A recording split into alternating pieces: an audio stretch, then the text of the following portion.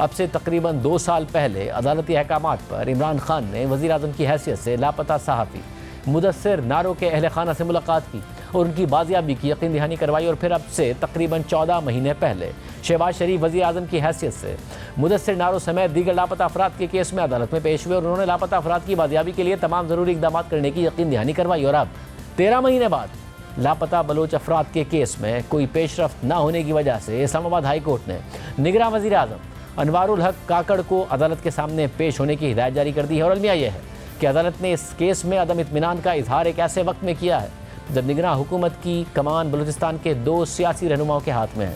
एक वज़ीर आज़म अनवारुल हक काकड़ हैं और एक वफाकी वज़ीर दाखिला सरफराज बुगटी हैं। अहम बात यह है कि गुज़िश्ता साल हफीज़ बलोच के लापता होने पर बलोच तलबा की तरफ से इस्लामाबाद में मुजाहरे किए गए और इसी दौरान ये शिकायत भी सामने आई कि बलोच तलबा को तालीमी इदारों में हिरासा किया जा रहा है और उनकी नस्ली प्रोफाइलिंग भी की जा रही है। और इन्हीं शिकायत की बुनियाद पर वकील ईमान मज़ारी ने इस्लामाबाद हाई कोर्ट में दरख्वास्त दायर कर दी और फिर इस्लामाबाद हाई कोर्ट के चीफ जस्टिस अतर मिनल्लाह ने बलोच तलबा के तहफ़्फ़ुज़ात दूर करने के लिए एक कमीशन तश्कील दे दिया और इस कमीशन का सरबराह बलूचिस्तान से ताल्लुक़ रखने वाले चेयरमैन सेनेट सादिक संजरानी को बना दिया गया। मगर सादिक संजरानी कई दिनों तक गैर मुतहर्रिक रहे और फिर रज़ाकाराना तौर पर इस कमीशन से अलहदा हो गए और फिर अख्तर मेंगल को इस कमीशन का सरबराह बनाया गया, जिसके बाद इस कमीशन ने मुल्क भर में मुख्तलिफ इजलास करके 500 सफ़हात पर मबनी एक रिपोर्ट इस्लामाबाद हाई कोर्ट में पेश कर दी।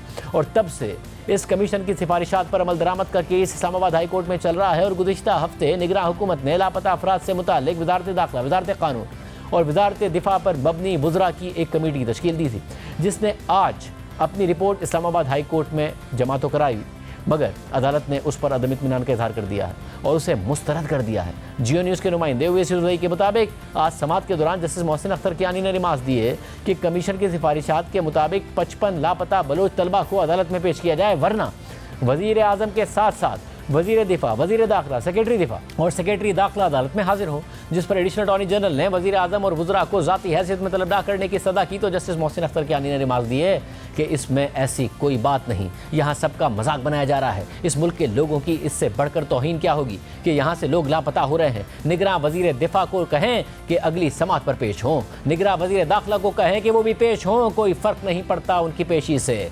जैसे मोहसिन अख्तर कियानी ने मजीद कहा कि ये कोई रॉकेट साइंस नहीं है कि उनको बुला रहे हैं, हम इस्लामाबाद में बैठकर बलूचिस्तान के हुकूक की बात कर रहे हैं। 7 दिनों का वक्त देता हूँ, अमल दरामद करें। ये रिपोर्ट अदालत के लिए बाइस शर्म है। वज़ीर आज़म और वज़ीर दाखिला बलूचिस्तान से ताल्लुक़ रखते हैं, उन्हें एहसास होना चाहिए था कि ये बलोच तलबा का मामला है। अदालत के हुक्म पर कमीशन कायम हुआ, जबरी गुमशुदगियों का मामला वफाकी हुकूमत को भेजा गया। ये सिर्फ एक का नहीं बल्कि 55 तालिब इल्मों का मामला था। अदालत ने इस हवाले से मजीद रिमार्क दिए कि हमने मुल्क के वज़ीर आज़म को मामला भेजा, वज़ीर आज़म को खुद एहसास होना चाहिए था। हमें लगा था कि वज़ीर आज़म खुद पेश होकर कहेंगे कि ये हमारे बच्चे हैं, मगर आप रिपोर्ट तो पढ़ें। और जो लापता अफराद का कमीशन है उसका असल मकसद तो लापता अफराद को बाजियाब करवाना था, मगर लापता अफराद के कमीशन ने कोई काम ही नहीं किया। ये बहुत बड़ा अलमिया है। अदालत ने मजीद रिमार्क देते हुए कहा कि हमें लगा था कि आहिस्ता आहिस्ता चीज़ें तब्दील होंगी और लोग वापस आ जाएंगे। अब क्या हम ये मामला अक़वाम मुत्तहिदा को भेजें और अपने मुल्क की बेइज्जती करवाएं? जिसके बाद अदालत ने वज़ीर आज़म अनवारुल हक काकड़ को आला ओहदेदारान समेत 29 नवंबर को तलब कर लिया और केस की मजीद समाअत मुलतवी कर दी।